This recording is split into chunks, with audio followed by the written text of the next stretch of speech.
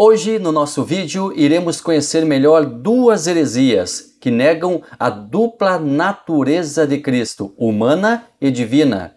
Iremos falar sobre o nestorianismo e o monofisismo, o que são e como atuavam, e hoje, como elas são conhecidas. Vamos também falar sobre mariolatria. O que é mariolatria? Tudo isso no vídeo de hoje, quando nós estaremos estudando a nossa 7ª lição do trimestre. Graça e paz, seja muito bem-vindo, seja muito bem-vinda. Meu nome é Alex Paulo e o objetivo do nosso canal Ensino e Palestra, onde você está, é o entendimento da Palavra de Deus, é o conhecimento das Sagradas Escrituras. O objetivo do Ensino e Palestra é promover o estudo sistemático da Palavra de Deus. Hoje eu irei comentar mais uma lição do primeiro trimestre de 2025 da nossa revista Lições Bíblicas Classe Adulto. A revista Lições Bíblicas é o guia de estudos editado pela Casa Publicadora das Assembleias de Deus, a nossa CPAD. E o tema deste trimestre é extraordinário, em defesa da fé cristã, combatendo as antigas heresias que se apresentam com nova aparência. Nós estamos sendo desafiados a sair da nossa linha de conforto, a sair da nossa zona de conforto e defender com vivacidade, com amor, temperança, tranquilidade, mas com muita convicção a nossa fé. Heresias devem ser combatidas e nós fizemos isso à luz da Bíblia. Apologética é o tema do nosso primeiro trimestre de 2025. E para comentar este trimestre, ninguém mais apropriado do que um hebraísta, um apologeta por natureza, um mestre em ciências da religião, o nosso querido pastor Ezequias Soares, que, dentre outras funções, é presidente da Sociedade Bíblica do Brasil, também pastor ali da Assembleia de Deus em Jundiaí, ministro do Evangelho e comentarista da revista Lições Bíblicas. Também ele é autor de vários livros, inclusive Manual de Apologética Cristã. Pastor Ezequias Soares está nos trazendo temas excelentes e está nos fazendo compreender como heresias do passado são conhecidas hoje, como heresias que a princípio estavam erradicadas, hoje estão aí com nova roupagem. Tudo isso nós estamos aprendendo e nós já estamos na 7ª lição e eu convido você a ficar neste vídeo aqui no Ensino e Palestra.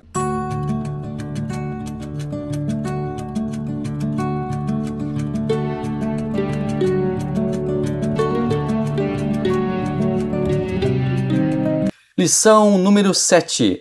As naturezas humana e divina de Jesus.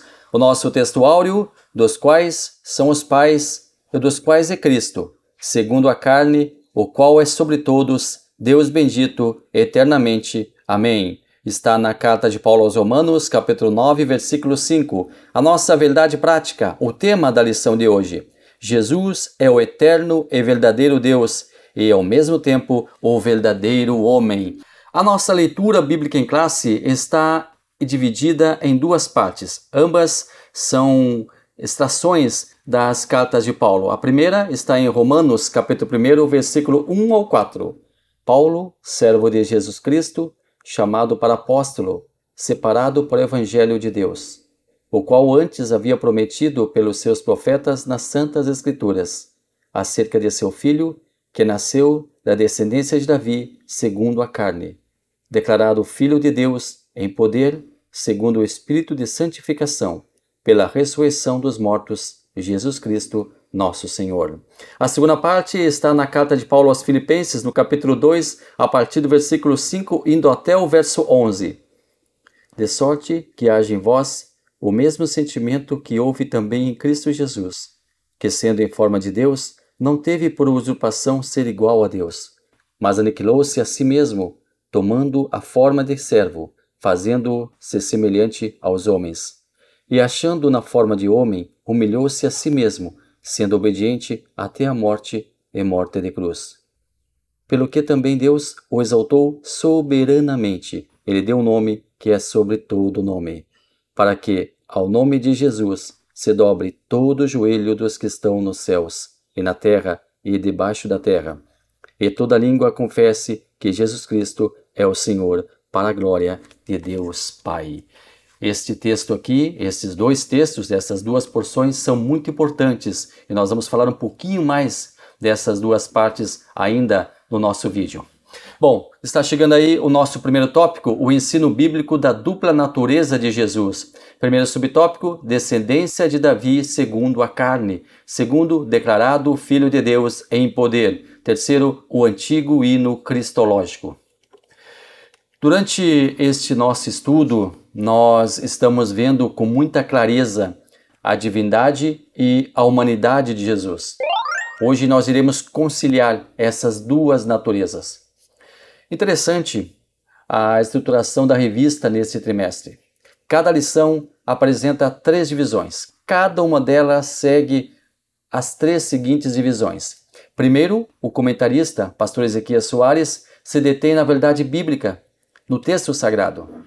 Em seguida, em segundo lugar, ele apresenta como surgiram as heresias que contrapõem o texto bíblico e, em terceiro lugar, ele mostra como essas heresias são conhecidas atualmente. Sim, porque como ele mesmo escreveu, não há nada novo debaixo do sol. Antigos ensinos heréticos se travestem de novos ensinamentos.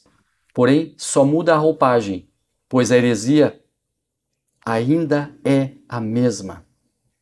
Quando se debate com alguém que não aceita a natureza humana, a natureza divina, ou só aceita a humana, ou só aceita a natureza divina de Jesus, nós precisamos fazer as devidas citações.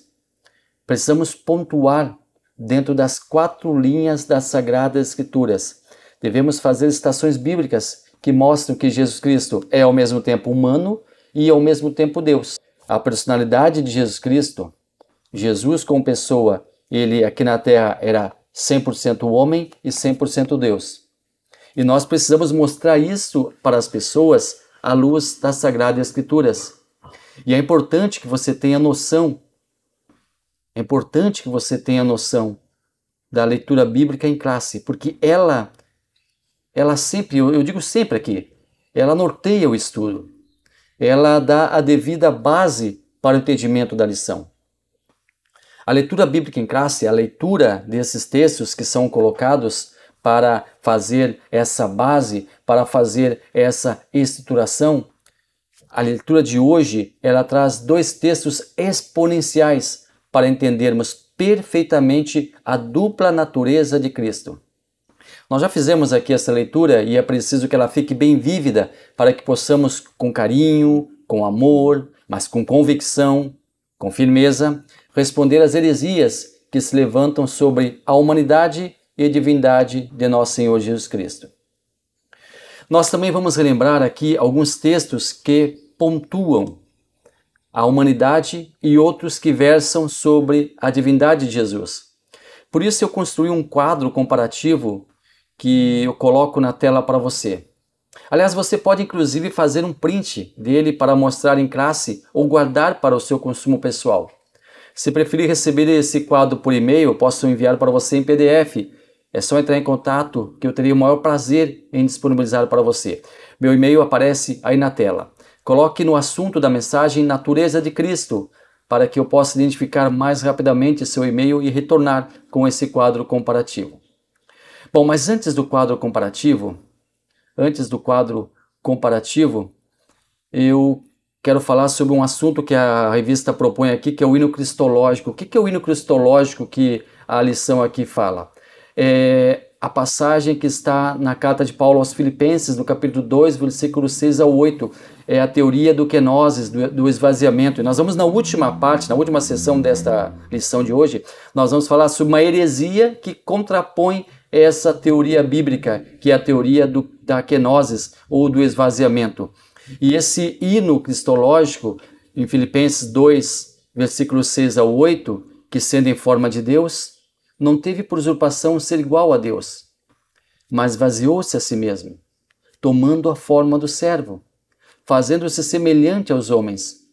E achando na forma de homem, humilhou-se a si mesmo, sendo obediente até a morte e morte de cruz.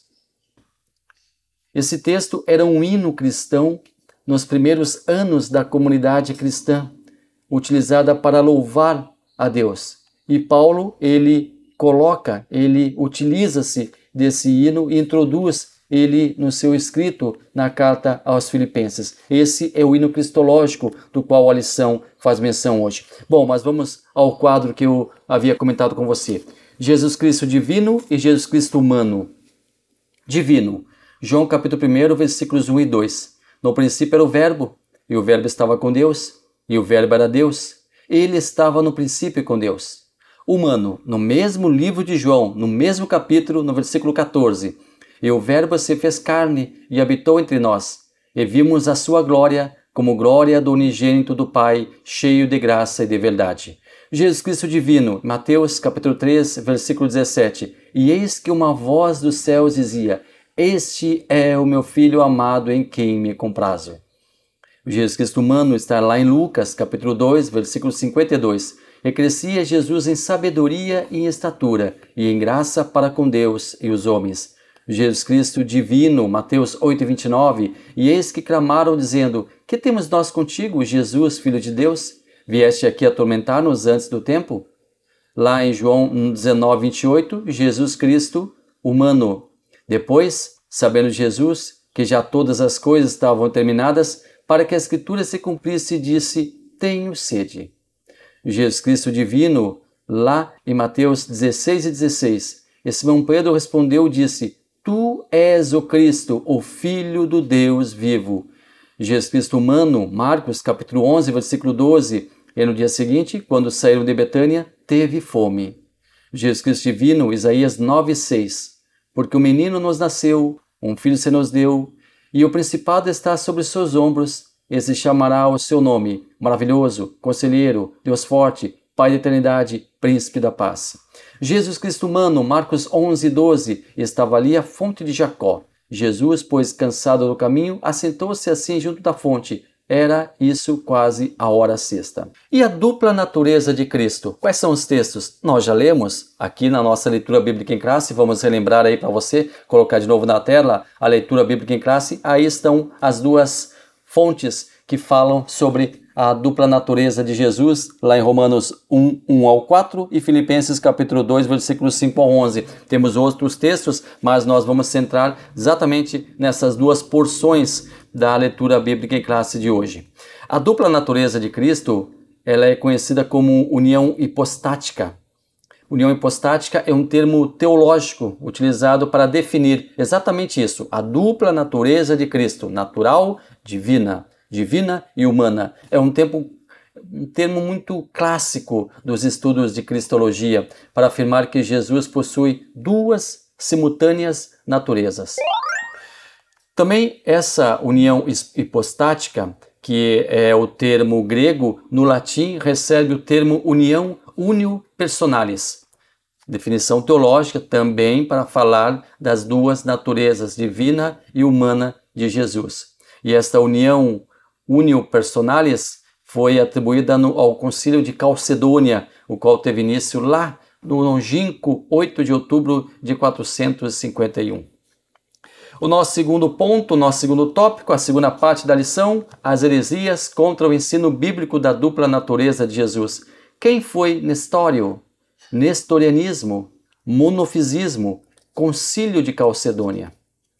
Nestorianismo. Nestorianismo vem de Nestório. Nestório era um patriarca de Constantinopla. Ele nasceu provavelmente entre os anos 381, geralmente o pessoal coloca como 380, 381 ali na Síria.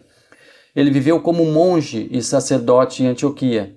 Ali em Antioquia, ele obteve fama de piedoso e eloquente. Em 10 de abril de 428, ele foi eleito para a sede episcopal da capital, Constantinopla, a qual tinha grande importância, tanto política quanto eclesiástica. E quais eram as suas crenças? As crenças nestorianistas, ou as crenças nestorianas. Elas diziam que haviam duas pessoas vivendo em Jesus Cristo. Duas pessoas vivendo em Jesus Cristo. Uma pessoa humana e uma pessoa divina. A pessoa humana era o homem e a pessoa divina era Deus. Então não é a natureza humana e a natureza divina, não, é um homem e um Deus. Duas pessoas vivendo em Jesus Cristo. E essa teoria de Nestório, ela foi contradita, ela foi combatida. Nós temos um outro personagem que entra aqui na história, Cirilo de Alexandria. Era o principal opositor de Nestório. Cirilo nasceu entre 370 e 380 e assumiu a liderança eclesiástica em 412. A grande disputa entre Nestório e Cirilo de Alexandria consistia no que se chama Theotokos. Qual é essa palavra? Theotokos, um termo grego que significa receptora de Deus. Nestório era contra Maria ser intitulada como receptora de Deus, expressão que recebeu a alcunha popular de Mãe de Deus. Cirilo de Alexandria era o grande expoente da teoria ou da teologia do Theotokos, ou seja, para Cirilo de Alexandria, Maria era a mãe de Deus, não a mãe de Jesus. Ele não está dizendo que era a mãe de Jesus, o Filho de Deus. Ele estava dizendo que Maria era a mãe de Deus. O grande dilema está aqui exatamente nesse jogo de palavras. Nestório aceitava o uso da expressão receptora de Deus ou mãe de Cristo para Maria.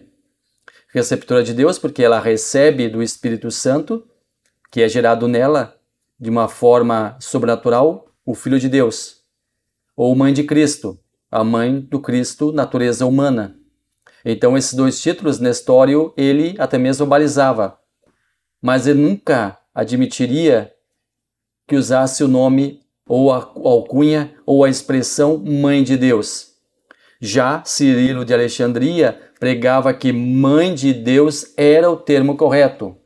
E aí então acaba ali havendo um grande embate entre os dois. Nestório, embora certo na sua posição de adotar receptora de Deus, foi vencido e popularmente ganhou a expressão mãe de Deus uma grande dimensão. Então o que acontece? A teoria de Nestório, a teologia de Nestório é levada até o concílio de Éfeso.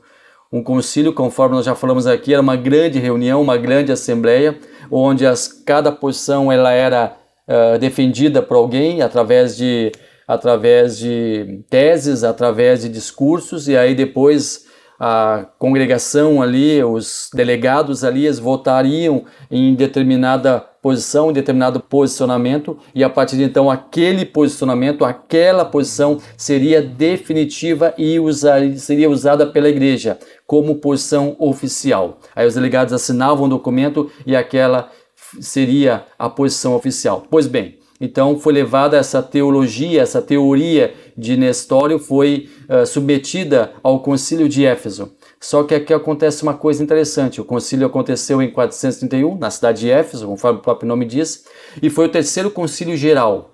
O terceiro concílio geral foi o concílio de Éfeso. Já havia acontecido outros dois concílios, nós já falamos aqui, o concílio de Niceno, de Constantinopla, e agora o concílio de Éfeso, que seria o terceiro concílio geral. Mas o que acontece aqui é muito interessante.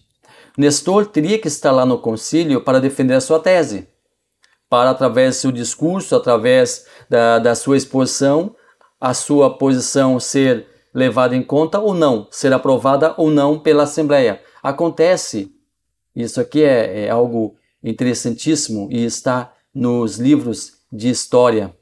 Acontece que ele, quando chegou para o concílio, quando ele chegou na cidade de Éfeso para o concílio simplesmente já havia acabado.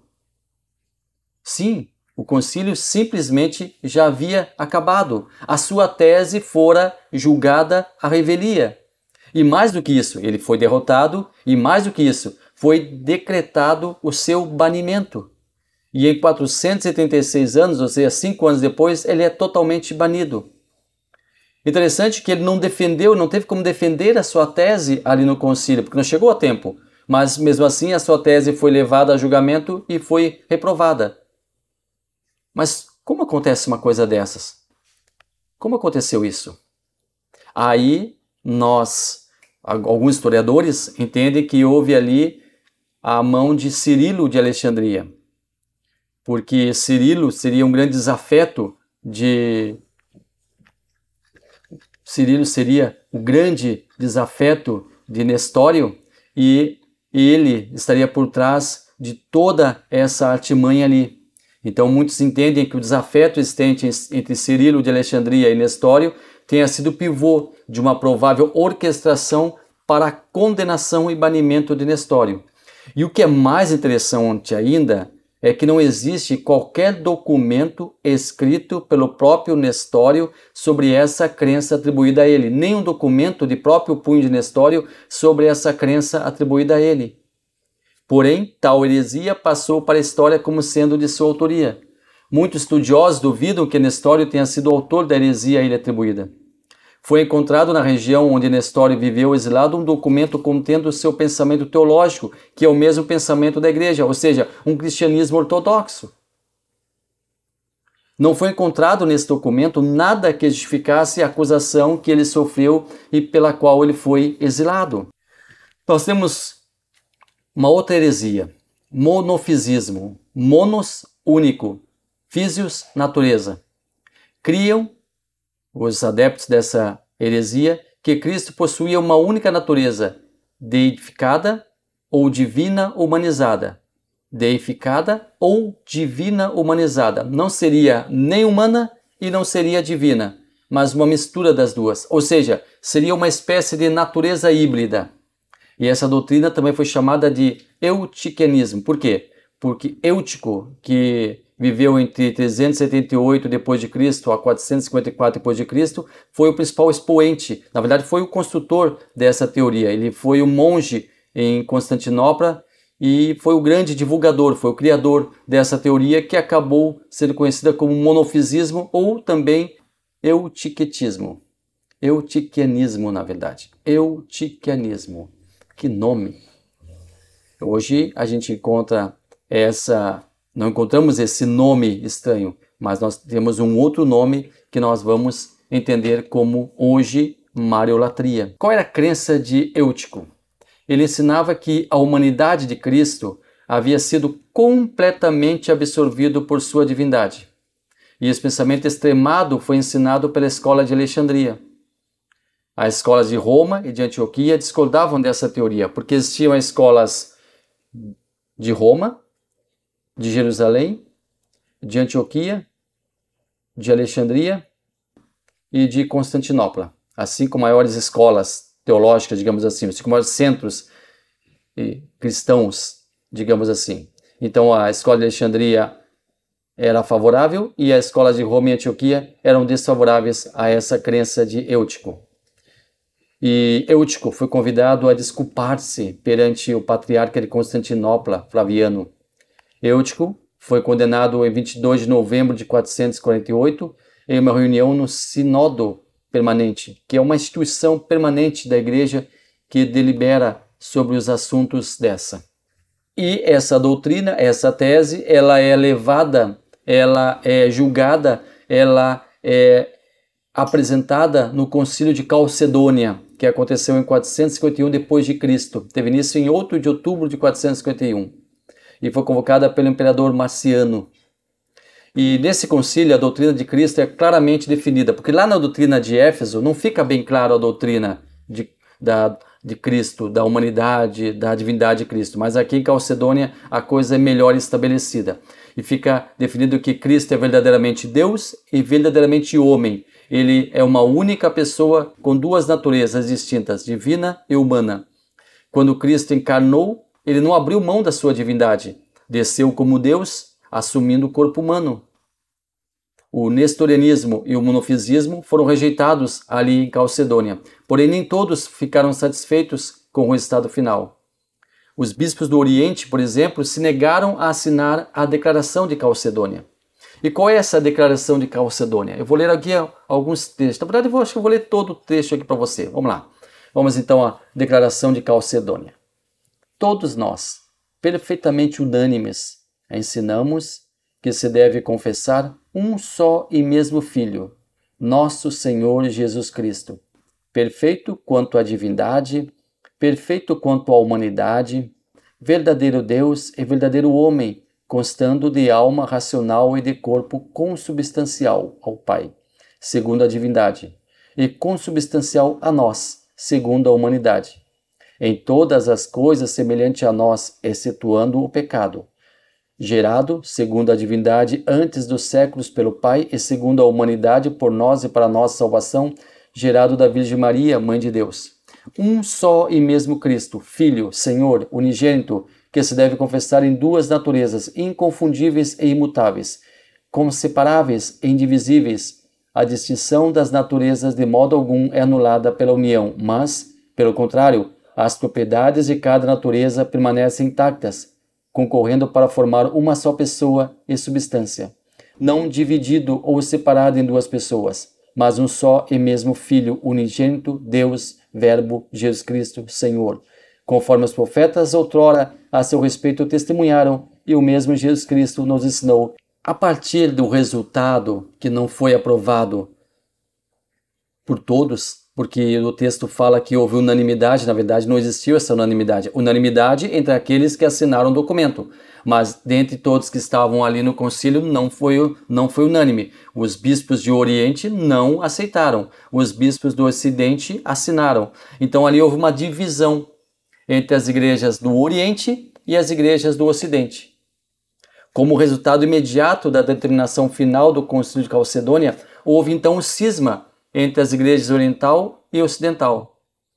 Jacó Baradeus e seus seguidores rejeitaram a decisão final do Concílio de Calcedônia, e ainda hoje o monofisismo é defendido em muitas igrejas, como por exemplo, a Igreja Nacional da Síria, conhecida como Igreja Jacobita, a Cóptica, a Armênia e a Abissínia. Esses ainda hoje seguem essa doutrina.